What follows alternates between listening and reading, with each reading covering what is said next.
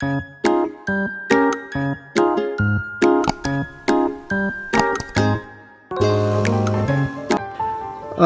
যে উল্লেখযোগ্য লেখক সম্পর্কে জানাবো তিনি জহির রায়ান, যিনি বাংলাদেশের মুক্তিযুদ্ধ কেন্দ্রিক অনেক সাহিত্যকর্ম রচনা করেছেন।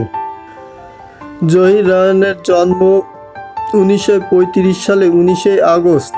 উচ্চ মাধ্যমিক বাংলা সংকলনে তার জন্ম তারিখ দেওয়া 1933 সালে। জন্মস্থান হলো বৃহত্তর ফেনী জেলার মজুপুর গ্রামে।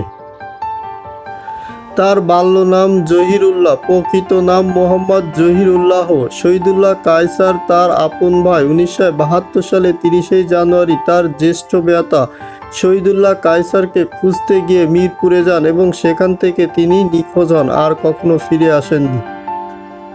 ধারণা করা হয় তৎকালীন রাজাকার অথবা বিহারীদের হাতে তিনি শহীদ হয়েছেন। ছাত্র অবস্থাতেই তিনি মহান ভাষা আন্দোলনে অংশগ্রহণ করেন। এছাড়া তিনি 69-এর গণ অভ্যুত্থানে অংশ নেন। ঢাকা বিশ্ববিদ্যালয় থেকে তিনি বাংলায় অনার্স সহ বিএ পাশ করেন 1958 সালে। 1872 সালে জহির রায়ান ছিলেন কথাশিল্পী ও চলচ্চিত্র পরিচালক। বাংলাদেশের সর্বশ্রেষ্ঠ চলচ্চিত্রকার জহির রায়ান 1956 সালের শেষের দিকে চলচ্চিত্রে প্রবেশ করেন। তার পরিচালিত প্রথম চলচ্চিত্র কখনো আসেনি। 1961 সালে এটি প্রকাশিত হয়।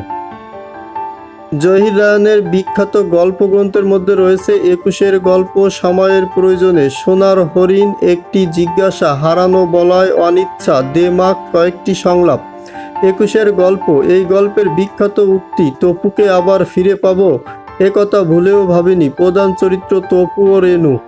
জহির রায়ান ছাত্র জীবনে সাহিত্য মাসিক প্রবাহ ও ইংরেজি সাপ্তাহিক এক্সপ্রেস পত্রিকার সম্পাদনা ও প্রকাশনায় যুক্ত ছিলেন।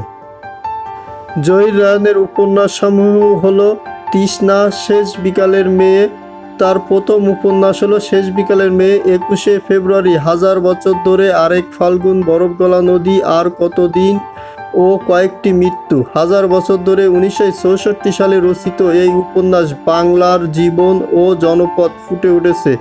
উপন্যাসটির জন্য জহির রায়ান আদমজী সাহিত্য পুরস্কার পান। এই উপন্যাসের উপর পরবর্তী নির্মিত চলচ্চিত্র জাতীয় পুরস্কার লাভ করে। প্রধান চরিত্র টুনি, মন্টু ও মকবুল বুড়ো। টুনি এই উপন্যাসের একমাত্র জীবন্ত চরিত্র, বাকি সব যেন মৃত ও বিবর্ণ। কাছের দেয়াল 1963 সালে এই চলচ্চিত্রের জন্য তিনি নিগার পুরস্কার পান। সঙ্গম বাংলাদেশের প্রথম রঙিন চলচ্চিত্র এটি। 1964 সালে এটি প্রকাশিত হয়। জীবন থেকে নেওয়া 1970-52-এর ভাষা আন্দোলন ভিত্তিক একটি উপন্যাস। বাংলাদেশের ইতিহাসে সর্বপ্রথম এই চলচ্চিত্রে জাতীয় সঙ্গীত বাজানো হয়। স্টপ জেনোসাইড, পাকিস্তানি হানাদার বাহিনীর গণহত্যার প্রামাণ্যচিত্র।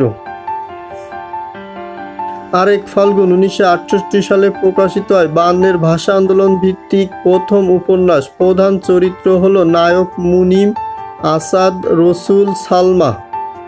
তার সুপরিচিত গল্পগ্রন্থ হল সূর্যগ্রহণ, 1962 সালে প্রকাশিত হয়। তবে সবথেকে পরীক্ষায় প্রশ্ন আসে আরেক ফাল্গুন এই উপন্যাস থেকে। এ স্টেট ইন বন্ড মুক্তিযুদ্ধভিত্তিক প্রামাণ্যচিত্র। লেট দেয়ার বি লাইট, এটাও তার মুক্তিযুদ্ধভিত্তিক প্রামাণ্যচিত্র। তার সৃষ্ট প্রথম সিনেমাস্কোপ ছবি বাহানা। তার অন্যান্য চলচ্চিত্র সোনার কাজল, Behula, Anwara, Taka Ana Pai, children of Bangladesh, birth of the nation, এগুলো তার উল্লেখযোগ্য চলচ্চিত্র।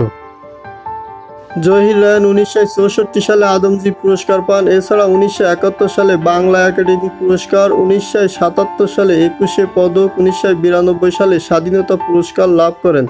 তবে তিনি বেশিরভাগ পুরস্কার মৃত্যুর পরেই পেয়েছেন, কারণ তিনি 1971 সালে যুদ্ধের সময় নিখোঁজ হন, আর কখনো ফিরে আসেননি।